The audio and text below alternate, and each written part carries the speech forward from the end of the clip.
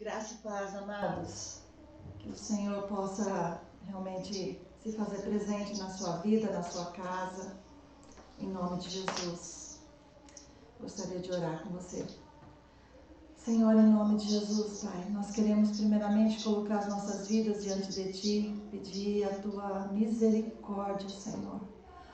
Ó Deus, a Tua graça infinita sobre as nossas vidas, Pai.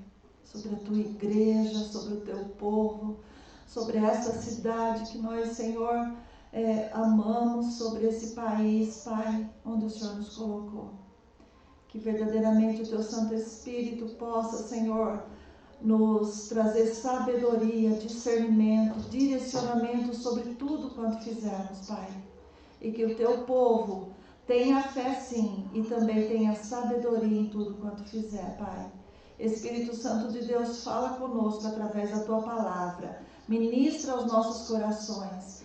Nós precisamos do Senhor, Pai. Em tempos onde ouvimos tantas notícias, tantas conversas, tantas informações, precisamos do Senhor para direcionar, acalmar o nosso coração, direcionar a nossa vida, nos convocar aquilo que é parte nossa para ser feita, Pai, e verdadeiramente operar milagres e maravilhas no nosso meio, porque nós carecemos do Senhor e entendemos que só o Senhor é a solução para todas as coisas na nossa vida. Muito obrigada, Deus, em nome de Jesus. Amém. Graça e paz de novo, amados. Quero primeiramente pedir perdão pelo atraso de entrarmos, né? Mas nós somos responsáveis por uma escola bíblica e hoje houve uma proposta de ser presencial, então a responsabilidade nós entendemos que é nossa, de conferir, de avaliar realmente se todas as precauções foram tomadas e são corretas. Optamos por continuar essa escola bíblica online porque nós entendemos que muitas pessoas devem estar em obediência às orientações, ou seja, aqueles que são grupo de risco devem estar em obediência. Então nós entendemos que para esses estaremos ministrando, estaremos juntos aqui com a palavra de Deus. Amém? Muito bem. E a proposta de hoje é trazer novamente um dos profetas e um dos momentos, né, de crise, de caos que a Bíblia relata. Nós tivemos dificuldade de estar montando essa aula justamente pela indecisão sobre como haveríamos de fazer, não é? E a que grupo nos dirigir, porque enquanto estamos online nós entendemos que podemos dar sequência naquilo que estamos fazendo até agora, né? Mas Deus ministrou o nosso coração durante essa semana e entendemos que o retorno para o livro de Romanos, que é o que estamos fazendo presencialmente, ele será feito somente depois que passar tudo e nós, se for o caso, voltaremos desde o início, desde o capítulo 1, enfim. Nós teremos um posicionamento diferente sobre isso, então vamos dar continuidade. E Deus nos direcionou para falar hoje sobre o profeta Miqueias. Pois é, sabe, amados, tem alguns nomes que você tem ouvido aqui, talvez você nunca tenha ouvido, mesmo sendo cristão. São profetas chamados de profetas menores, não porque eles tiveram menos importância e muito menos por sua palavra ser mais simples. Pelo contrário, foram profetas que denunciaram o pecado, falaram sobre a ira, sobre o julgamento, o juízo de Deus sobre o povo, e eles foram levantados no meio de crises terríveis do povo de Israel, terríveis. E, na verdade, são tidos como profetas menores por terem uns relatos menores, né? Então, os seus livros são geralmente de 3, 4, 5, no caso, Miqueias, 7 capítulos. Então, são capítulos menores. E eu gostaria de compartilhar primeiro, assim, fazer aquela avaliação de contexto histórico e tudo mais. Vamos nos localizar, Vamos ir no mundo do profeta Miqueias. Vamos ver o que estava acontecendo para que ele escrevesse tudo o que ele escreveu, ok? Veja, primeiramente, vamos começar com Miqueias, capítulo 7, verso 8. Ô louco, você vai começar lá do final? Vou começar do final. Olha que coisa legal, né? Parece um livro sem palavras, né? A gente começa do final, da capa. Você não, da capa não, da última página. Você não conhece o livro sem palavras? Boa oportunidade para você conhecer. Se inscreva no próximo curso de capacitação que nós vamos fazer, tá? Você vai conhecer. Muito bom. Vamos lá. Capítulo 7, verso 18 do livro de Miqueias. Eu acho que enquanto eu falava, você que está em casa me acompanhando deve ter corrido aí na sua Bíblia para achar. Como eu disse, é um dos profetas menores e por ser um dos profetas menores, passa mais rápido, né? E às vezes a gente perde ele aí no meio dos outros profetas, tá bom? Então, só para você situar, se você ainda não se achou, ele vem logo depois de Jonas e antes de Naum, ok? Vamos lá? Capítulo 7, verso 18. A palavra de Miqueias diz assim: quem, ó Deus, é semelhante a ti, que perdoas a iniquidade e te esqueces da transgressão do restante da tua herança? O Senhor não retém a sua ira para sempre, porque tem prazer na misericórdia. Eu quero só me prender agora nesse primeiro pedaço. Quem, ó Deus, é semelhante a ti, que perdoas a iniquidade? Quem, ó Deus, é semelhante a ti? E eu baseado nesse versículo, eu quero falar para vocês o significado do nome de Miqueias. Porque você sabe que o povo de Israel, ele sempre trabalhou, ele sempre teve essa orientação, esse direcionamento,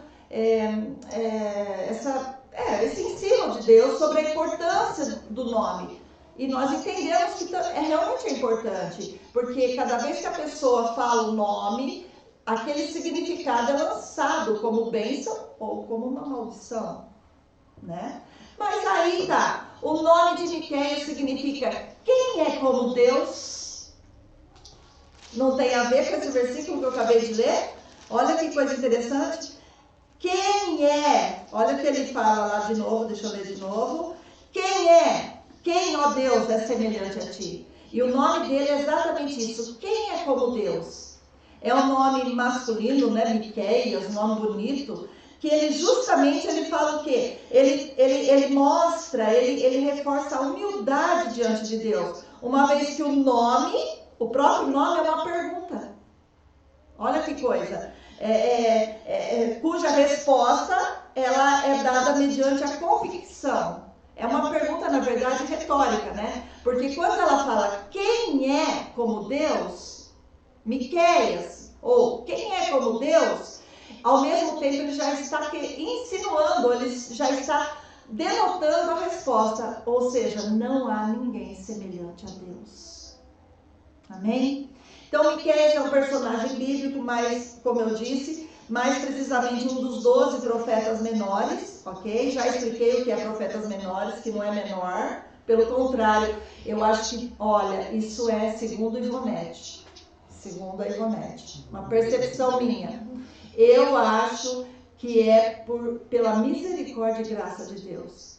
Porque se você ler cada um desses profetas menores, eles trazem uma palavra tão pesada, mas tão pesada, que eu acho que se ele fosse igual a Isaías, apesar que Isaías também é muito pesado, Jesus. Enfim, mas talvez fosse a misericórdia de Deus sobre as nossas vidas, porque a gente não suportaria, né? Vamos lá.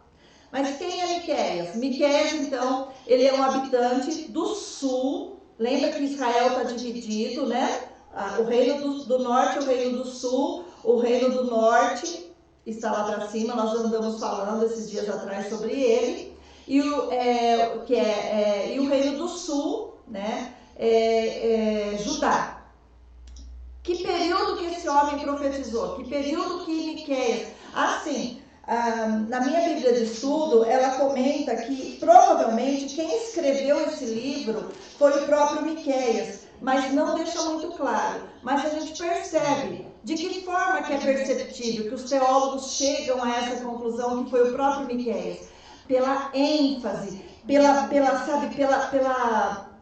força das palavras. Porque normalmente quem repassa ou quem transcreve algo, nem sempre consegue passar com tamanha força, com tamanha propriedade. Então nós vemos que provavelmente tudo indica que tenha sido o próprio Miqueias que escreveu o livro. E ele profetizou entre os anos 750 a.C. a 687. Há alguns escritores, alguns estudiosos que divergem em pouca coisa, mas a gente entende que ele era contemporâneo de Isaías e de Oséias. Ele estava ali naquela época.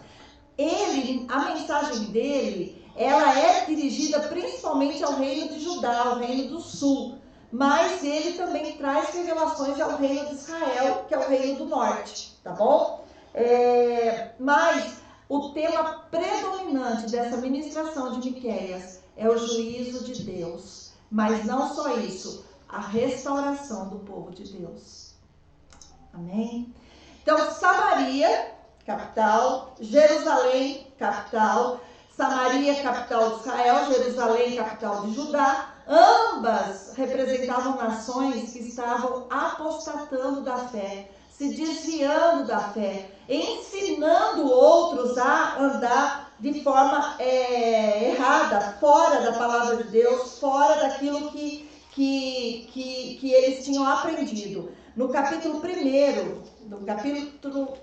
de Oséias, versos 5 a 7, diz assim: tudo isso, ele falando, sobre algumas questões, sobre o que Deus haveria de fazer, que Deus estava muito se posicionando ali contra aquele povo. Ele fala assim: tudo isso por causa da transgressão de Jacó e dos pecados da casa de Israel. Aí ele continua: qual é a transgressão de Jacó?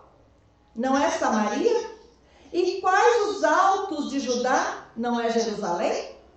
Por isso farei de Samaria um montão de pedras do campo, uma terra de plantar vinhas. Farei rebolar as pedras para o vale e descobrirei os seus fundamentos. Todas as suas imagens de escultura serão despedaçadas e todos os salários da sua impureza serão queimados. E de todos os seus ídolos eu farei uma ruína. Porque do preço da prostituição os ajuntou, e a esse preço volverão. Quando ele fala aqui de prostituição, ele fala justamente sobre idolatria, sobre o desviar-se do único Deus e passar a envolver outros tipos de cultos, não é? Então veja, quando começa aqui no capítulo 1, nós vemos assim, olha, palavra do Senhor que veio a Miqueias morastita. Essa palavra morastita significa que ele era da cidade de Moresete-Gade. Eu acho que no verso 14 fala alguma coisa também, deixa eu ver aqui.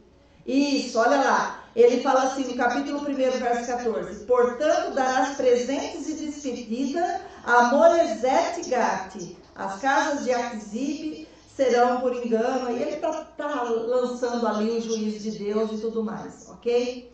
Então, essa cidade ficava ao sul de Judá, era uma cidade agrícola. Aliás, a região toda ali era agrícola.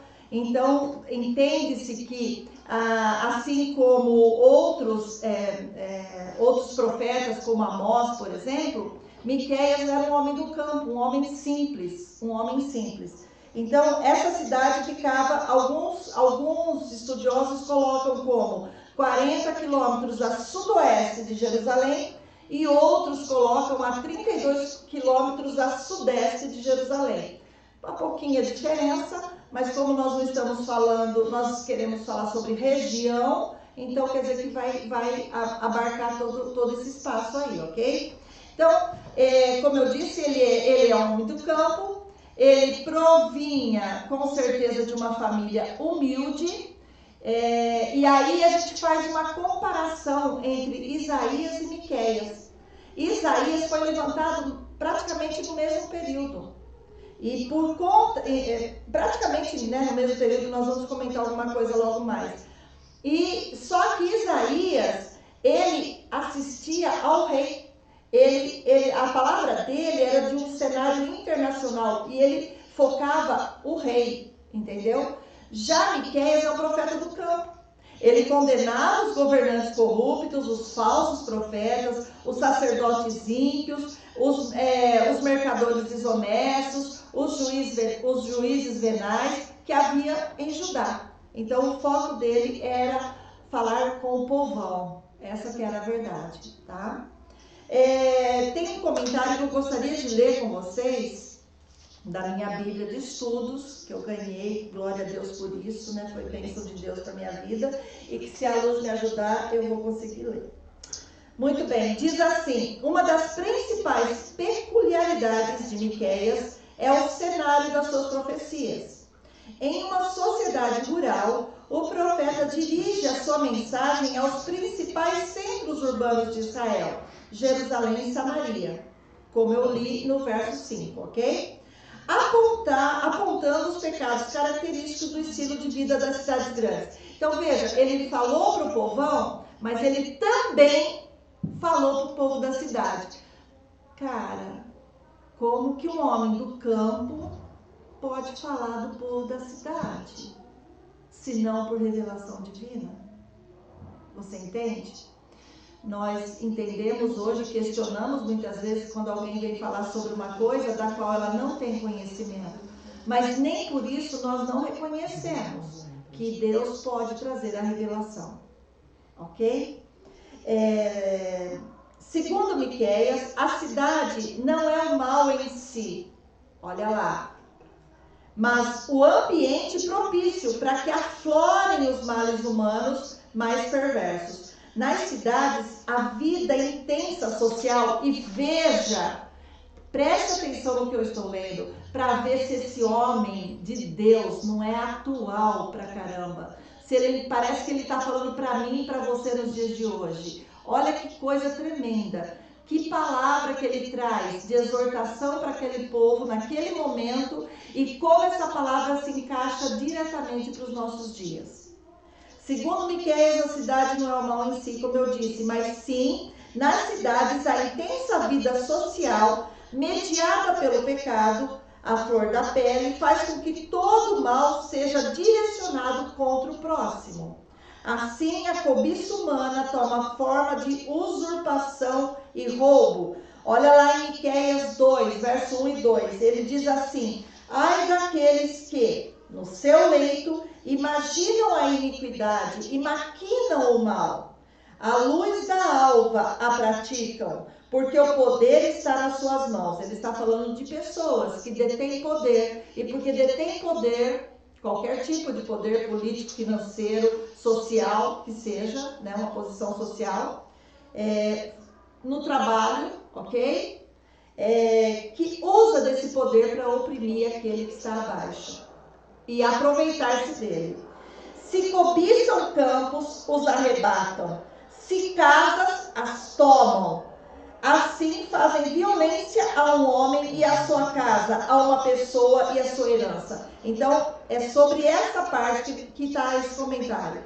A justiça se corrompe em prol da preeminência entre iguais e aparente segurança. Versos 3, do 9 a 11, olha o que está escrito. Ouvi agora isso, vós, cabeças de Jacó, e vós, chefes da casa de Israel, que abominais o juízo e perverteis tudo o que é direito, e edificais a Sião com sangue e a Jerusalém com perversidade. Os seus cabeças dão as sentenças por suborno, os seus sacerdotes ensinam por interesse, e os seus profetas adivinham por dinheiro, e ainda se encostam ao Senhor dizendo: não está o Senhor no meio de nós?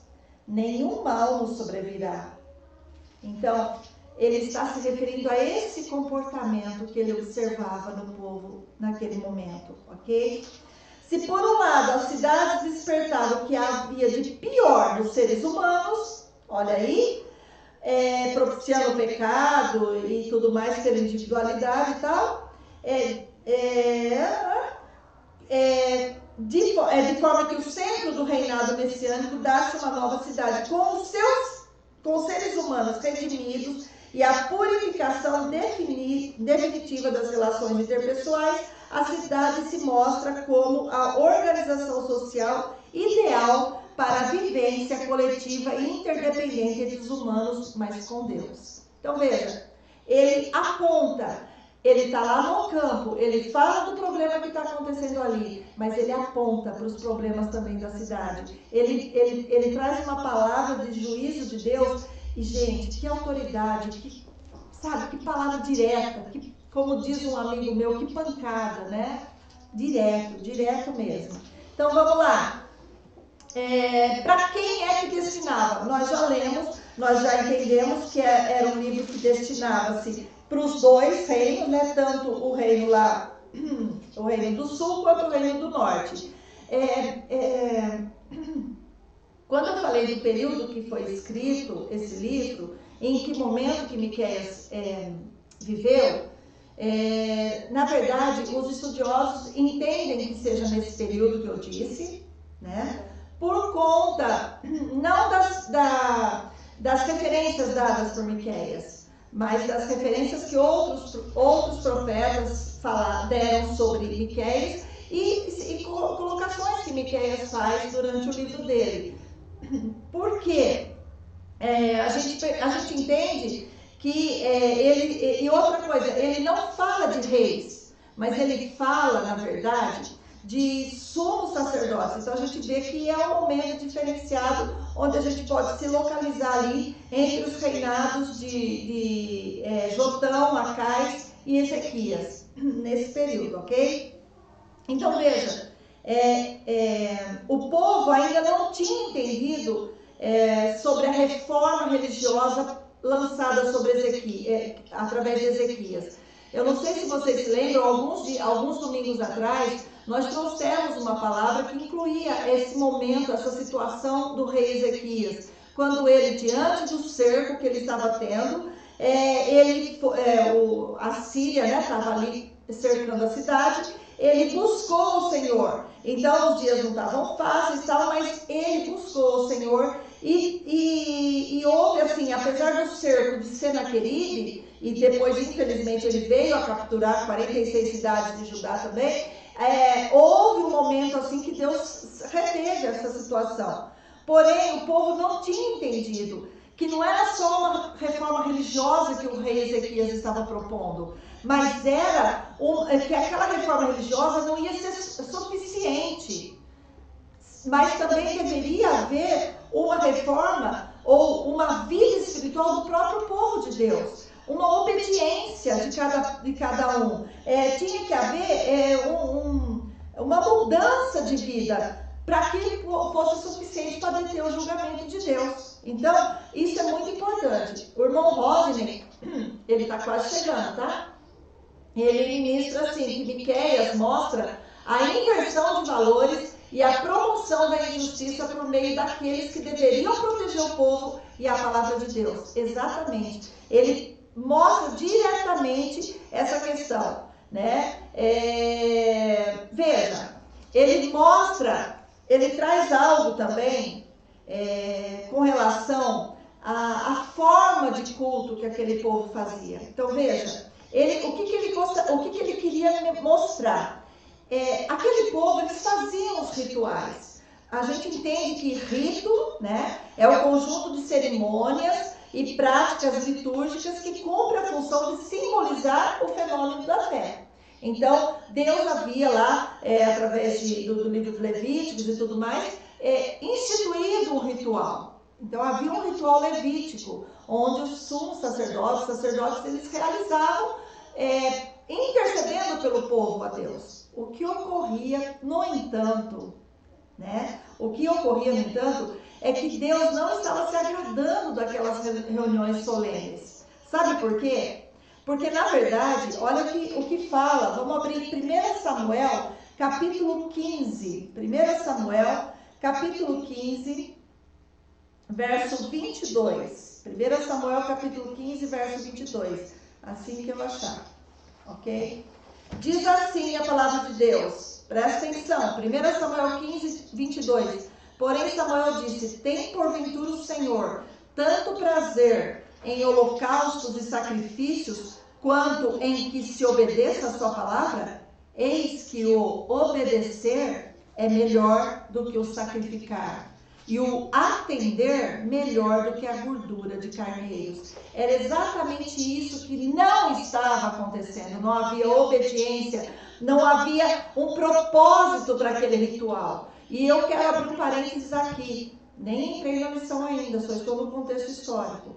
Eu quero abrir um parênteses aqui. Até que ponto que nós, hoje em dia, não vivemos presos a rituais, presos a formas de buscar a Deus, mas não entendemos que o que agrada ao Senhor é um coração contrito, derramado na sua presença. Até que ponto? Vamos lá em Marcos agora, você vai falar assim: você está falando só do Antigo Testamento, isso é coisa lá para o povo de Israel. Sim, tem muita coisa no Antigo Testamento que é específica para o povo de Israel. Serve para a gente como um modelo, mas é específica. No entanto, tem muita palavra no Antigo Testamento que é direta para nós também hoje, nos dias de hoje. Marcos capítulo 12, ele traz também, ele pontua algo com relação a esse tipo de adoração a Deus. Capítulo 12, verso 29 a 31. Nós lemos assim.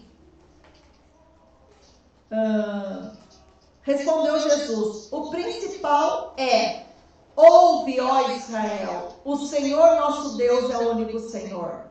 Amarás, pois, o Senhor teu Deus de todo o teu coração, de toda a tua alma, de todo o teu entendimento, de toda a tua força. E o segundo mandamento: amarás ao teu próximo como a ti mesmo. Não há outro mandamento maior do que estes. Então, queridos, não é aparência. Deus não quer aparência. O problema do povo, desse povo para quem Miqueias estava direcionando a mensagem, não era falta de liturgia. Isso eles tinham, eles cumpriam certinho. Eles eram,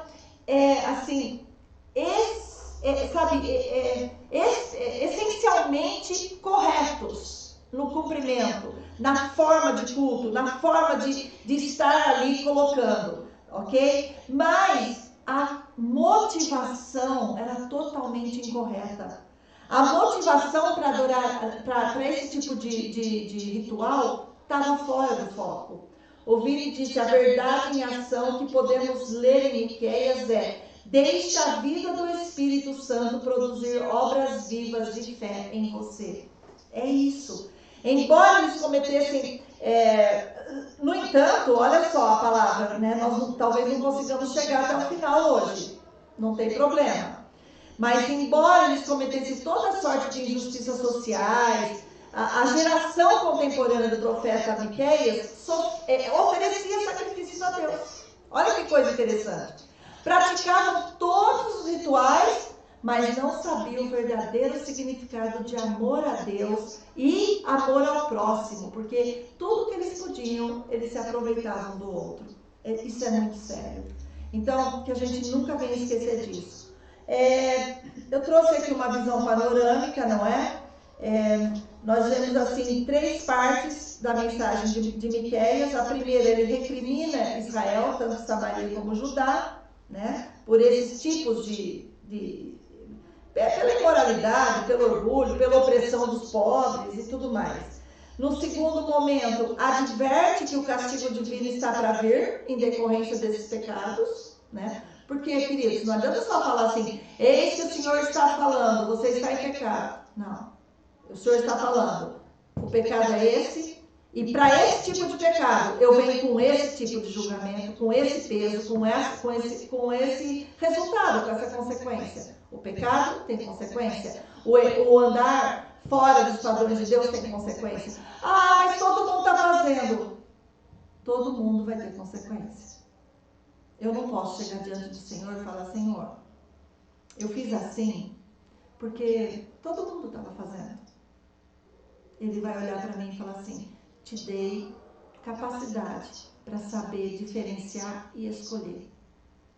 Como diz a mamãe, não é? Você não é todo mundo. Não é assim? Muito bem.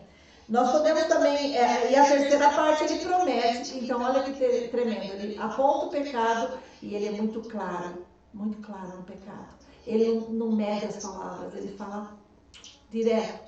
Ele mostra o julgamento de Deus, mas ele também traz uma promessa de restauração. Ele também traz, ele promete verdadeira paz, retidão, se houver retomada para aquele alvo inicial, para a condução inicial. Por outro prisma, a gente pode também dividir assim, olha, os capítulos 1 ao 3 registram a denúncia dos pecados, né? Deus está mostrando os pecados, falando com os líderes diretamente, né? E falando da ruína do povo por conta do pecado. E ele falou, isso vai acontecer, vão pegar vocês vão ser... Olha o que ele fala no texto que eu li, as pedras vão rolar, não vai ter mais nada, vai ser tudo um deserto, vai acabar. No capítulo 4 e 5, ele já traz um resquício de esperança, de consolo, para aqueles que são fiéis, porque amado do Senhor, sabe... Se você está aí e você está inconformado com aquilo que você vê de errado no meio da igreja, no meio da política, no meio do mundo, mas você está buscando viver uma vida reta, eu quero te dizer que em todos os tempos houve remanescentes que permaneceram fiéis à palavra do Senhor. Em todos os tempos e em todos os lugares, sempre tem aqueles que são corretos, honestos e que permanecem incorruptíveis. Ah, mas eles vão sofrer juntos? Vão, infelizmente vão sofrer juntos. Mas aí, assim como Miqueias aqui traz uma palavra de esperança e consolo, o Senhor nesta manhã também fala, você que está se mantendo guardado, você que está se mantendo firme nas promessas do Senhor, você que está buscando ao Senhor para ter um direcionamento sobre a tua vida, você que ainda que está vivendo em meio a uma corrupção, em meio a uma bagunça, em meio a desonra a Deus, você ainda não se corrompe, mas se mantém firme. Essa palavra de consolo é para você também. Você vai também sofrer consequências junto, mas a casa do Senhor será estabelecida em paz, em retidão. Deus não é homem para mentir, nem filho do homem para se arrepender. A promessa dele é real e ele vai cumprir. Então, aguarde no Senhor. Não se deixe levar. Lembre-se que aqui estamos de passagem. Então, não se deixe levar pela corrupção, pelo desvio das leis do Senhor. Mantenha-se firme, ok? Também não crie sua própria doutrina, tá? Tenha base na Bíblia, porque tem muitas pessoas que estão se achando o santo dos santos e esquecem que todos somos pecadores. Não é nessa situação que eu estou falando. Eu estou falando, se você é aquele coração que ouve uma palavra, mas vai, busca do Senhor, busca direção, porque quer agradar ao Senhor, não quer dizer que não tem pecado, porque todos temos, mas que busca o Senhor. Se a intenção do teu coração é adoração ao Senhor, é andar nos caminhos do Senhor, a palavra do Senhor também vem como consolo, como conforto para a sua vida. Os outros 2 últimos capítulos, então, eles vão descrever a queixa de Deus contra o povo, né? Como se fosse num tribunal. E Deus apresenta a sua causa contra Israel e em seguida Israel confessa a sua culpa. E logo há então uma oração e promessa em favor dos filhos de Abraão. Então Miqueias encerra o livro com um jogo de palavras baseado no significado do seu próprio nome, que foi o texto que eu li. A verdade, lá logo no início, em Miqueias 7,18. A verdade prática desse livro todo é que Miqueias nos leva a pensar seriamente acerca do tipo de cristianismo que nós estamos vivendo hoje. Que tipo de cristianismo que eu e você estamos vivendo hoje, ok? Quero compartilhar, não sei se vai dar tempo. Vai dar? Ok. Vamos compartilhar algo mais que eu trouxe aqui, que eu gostaria de falar a respeito. Lembra que eu comentei agora há pouco sobre Miqueias e Isaías? Fiz uma comparação, não é? Então eu quero compartilhar algo com vocês nesse sentido. Miqueias, como eu disse, ele é contado no século 8 a.C., né? Com Jonas, Amós, Oséias e Isaías. Miqueias, ele apresenta muitas semelhanças em termos de mensagens, especialmente com Isaías. Se a gente for pegar Miqueias capítulo 4, versos 1 a 3, nós lemos assim: mas nos últimos dias acontecerá que o monte da casa do Senhor será estabelecido no cimo dos montes e se elevará sobre os outeiros, e para ele afluirão os povos. Irão muitas nações e dirão: vinde e subamos ao monte do Senhor e à casa do Deus de Jacó, para que nos ensine os seus caminhos e andemos pelas suas veredas. Porque de Sião procederá a lei e a palavra do Senhor de Jerusalém. Ele julgará entre muitos povos e corrigirá. Até o 3 só, né? Isso. E corrigirá nações poderosas e longínquas. Estes converterão as suas espadas em relhas de arados, as suas lanças em podadeiras. Uma nação não levantará espada contra outra nação, nem aprenderão mais a guerra. Legal. Agora vamos comparar essa palavra com Isaías capítulo 2, versos 2 a 4. Você vai ver como realmente eles estão no mesmo tempo, numa mesma vibe, como diriam os jovens, não é? Isaías capítulo 2, versos 2 a 4. Isaías 2, versos 2 a 4. Nós lemos assim: nos últimos dias acontecerá que o monte da casa do Senhor será estabelecido no cimo dos montes, e se elevará sobre os outeiros, e para ele afluirão todos os povos. Puxa, parece que eu estou tendo um déjà vu. Estou ouvindo a mesma coisa? Olha só. Irão muitas nações a ele e dirão: vinde e subamos ao monte do Senhor e à casa do Deus de Jacó, para que nos ensine os seus caminhos e andemos pelas suas veredas, porque de Sião sairá a lei e a palavra do Senhor de Jerusalém. Ele julgará entre os povos e corrigirá muitas nações. Estas converterão as suas espadas em relhas de arados, suas lanças em podadeiras. Uma nação não levantará espada contra outra nação, nem aprenderão mais a guerra. Gente, como a palavra de Deus é tremenda, não é? Olha que coisa. Homens que viveram basicamente no mesmo tempo, porém em situações diferentes, focando um público diferente, porém, né? Mas que o mesmo Espírito, porque quem revelou essas coisas, senão o próprio Espírito de Deus? E aí você vê também Jeremias fazendo comentários, né? A gente vê que nós percebemos que Miqueias, ele não é menor, como eu disse, mas a gente consegue enxergar. Miqueias 3:12, vamos lá? 3:12. Nós lemos assim a palavra de Deus, palavra poderosa. Portanto, por causa de vós, Sião, será lavrada como um campo, e Jerusalém se tornará montões de ruínas, e no monte do templo, numa colina de mato. Olha isso. Agora vamos ver em Jeremias capítulo 26, verso 18. Queridos, eu sei que às vezes é cansativo, mas é aula, tá? Não estou pregando, não quero pregar. Eu quero que você me acompanhe. Jeremias 26, 18. Olha só o que a palavra de Deus diz. Vamos lá? Jeremias 26, 18. Assim que eu achar o 18 aqui com esses meus olhinhos, achei. Olha o que ele fala. Jeremias fala de quem? Miqueias.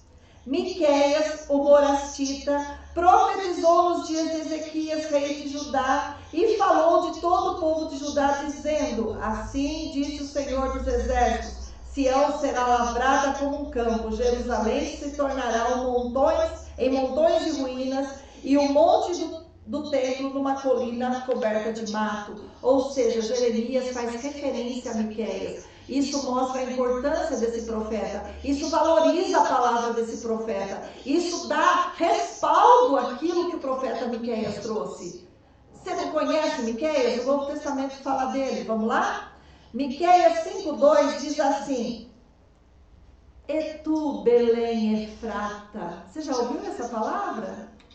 Pequena demais para figurar como grupo de milhares de Judá, de ti me sairá o que há de reinar em Israel, e cujas origens são desde os tempos antigos, desde os dias da eternidade.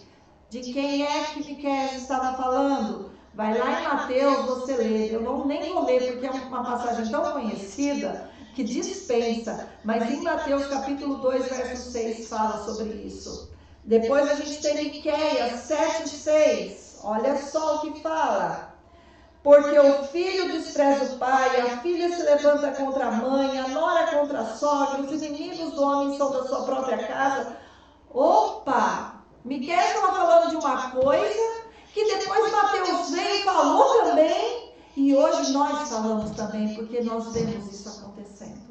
Você vê como é um livro atual, você vê como é uma palavra que realmente vem trazer, sabe, ao mesmo tempo uma chacoalhada, para que a gente pare, para que a igreja acorde, para que a gente entenda que rituais não agradam a Deus, para que a gente entenda, sabe, essa coisa de você, estou fazendo desse jeito, não posso pregar desse jeito, eu tenho que fazer assim, tenho que fazer assado. Não é isso. Que Deus está preocupado com o coração contrito. Não quer dizer que quem também não faz ritual não tenha. Por favor, não estou dizendo isso. Eu estou dizendo que pode até ter, porém, o que precisamos ter é o coração voltado para o Senhor. É o coração que derrama na mão do Senhor e fala: não sou capaz, não consigo, Senhor. Se o Senhor não vier no meu socorro, eu não prosseguirei, eu não continuarei, eu não consigo andar. Agora, com tudo isso, pastora, o que é que você quer dizer? O que é que nos traz? Por que você trouxe o livro de Miqueias para a gente? O que é? Havia mais citações que eu gostaria de ler, mas eu não quero deixar mais cansativo do que possa estar. Eu quero só complementar. Por que você trouxe? Eu trouxe porque Miqueias, tanto quanto você e quanto eu, estava vivendo momentos de crise. Um momento de grande crise. E aí, talvez a pergunta a ser feita é: como lidar com a crise? Eu sei que hoje muitas pessoas estão se questionando, e eu não sou diferente, como lidar com a crise? De que maneira lidar com essa crise? De que maneira lidar com situações que estamos passando nos dias de hoje? Infelizmente, tem pessoas que fazem pouquíssimo proveito da crise. Pessoas que enfrentam a crise sem levar nada de bom. Pessoas que não conseguem extrair nenhuma lição, sabe? E isso é muito triste. Isso é muito triste porque as crises da nossa vida, meu amado, minha amada, não acontecem por acaso. As crises da nossa vida são permissões de Deus. São permissões de Deus. E elas vêm para nos ensinar alguma coisa. Não aprendemos nada fora do deserto. O que aprendemos, até podemos aprender, mas não fica gravado, não se torna, sabe, não incorpora, não agrega, não acrescenta nas nossas vidas. As experiências passadas no bem bom, mas aquelas passadas na dureza, no deserto, no momento de luta, no momento de confronto, onde nós somos atacados de todos os lados, essas, quando nós sabemos enfrentá-las, elas realmente trazem experiências e nos agregam, nos tornam melhores, nos tornam mais fortes, não é? Eu, numa das lives das mulheres, eu fiz o seguinte comentário sobre um grande pensador e filósofo. Ele diz assim, que nós não podemos impedir que os sentimentos cheguem até nós, que nos toquem, porque nós não somos máquinas, não somos pedra, nós temos sentimentos, nós somos pessoas. Então não dá para impedir que chegue e toque em nós, que nos afete de alguma maneira, mas nós podemos e temos capacidade de Deus para saber como responder a essas afetações, a esses sentimentos que chegam até nós. A irmã Luzia Beltrame diz assim, verdade, estamos vivendo esse tempo. Exatamente, irmã. Eu fico constrangida com a palavra de Deus. Porque se aquele povo ouviu tanto, e nem todos se renderam, e todos passaram pelo juízo de Deus, preparando as aulas, preparando as lives, principalmente as aulas que nós estamos focando em momentos de crise. Eu ouço pregações de 4, 5 anos atrás, de pastores que eu respeito muito, que eu vejo que são pastores que buscam na palavra. Não que eu sou tão contra, né, os moveres do Espírito, não é nada disso, mas infelizmente eu vejo que há muito barulho e pouco conteúdo em muitas coisas. Mas pastores, como o reverendo Hernandes Dias Lopes, por exemplo, que eu não tenho receio de citar. Alguns outros eu tenho receio, eu acho melhor filtrar, não é? Mas pregações de 6, 7, 8, 10 anos, falando como se tivesse sido uma pregação para esse momento que a gente está vivendo agora. Então eu fico pensando, a palavra é tão atual, Deus chamou atenção lá, depois, hoje. Quando que a gente vai aprender? Quando que a gente vai mudar? Quando que a gente vai entender quem realmente nós somos? Eu me pergunto isso. E me coloco nesse momento, nesse grupo. Porque vivemos tão envolvidos com o dia a dia, com o trabalho, com família, com correria. E o que o Senhor quer é que a gente se volte para Ele. A irmã Lucimar, e como isso acontece nos dias de hoje? Quando estamos no deserto, aí que vemos o agir de Deus. Sabe, amada, as dores são inevitáveis, as perdas, os lutos, que é o que você está passando hoje, são inevitáveis.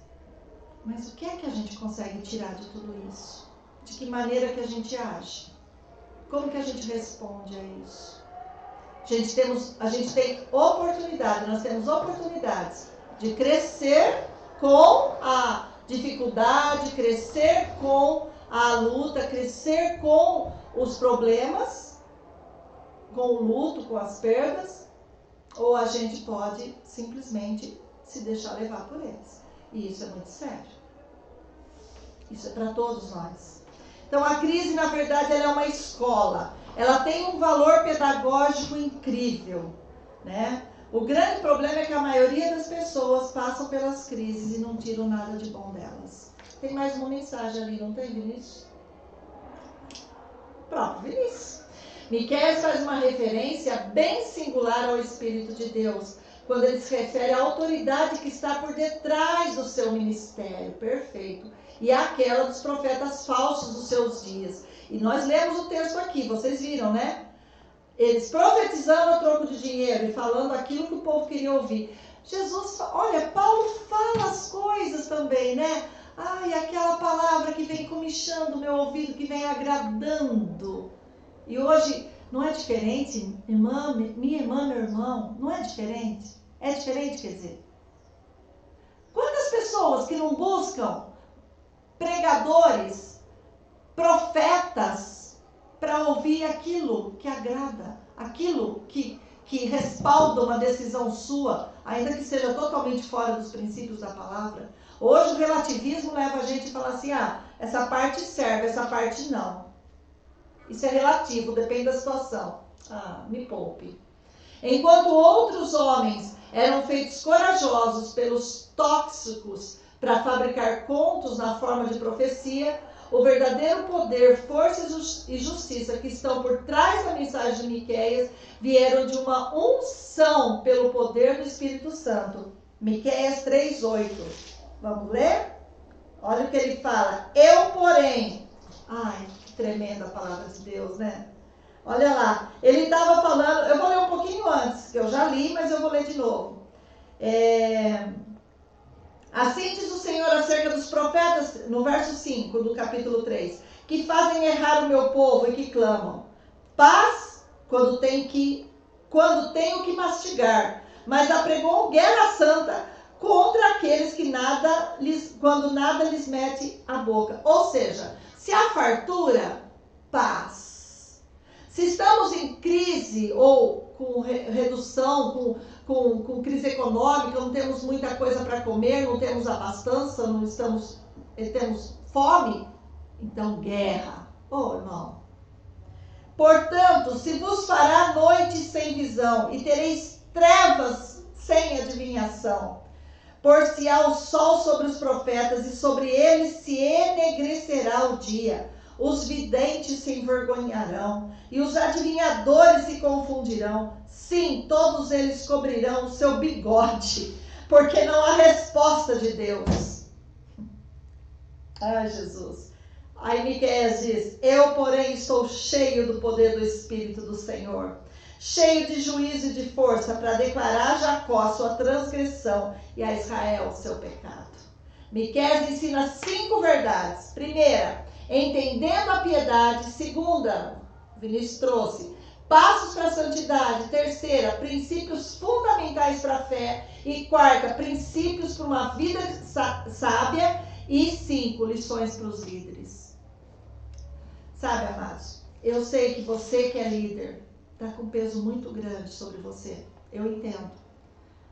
Eu sinto, nós temos visto, estávamos vendo algum tempo atrás, até pastores, né, que estavam tirando sua própria vida. A gente sabe que existe um peso muito grande.